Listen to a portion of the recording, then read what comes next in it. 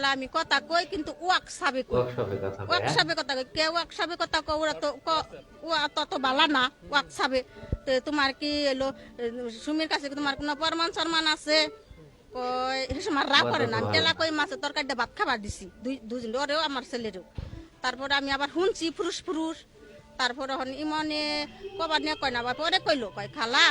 এলো হন তো আমি আসলে ওরে ভালোবাসি ও আমারও ভালোবাসে কিন্তু আমার মার রিং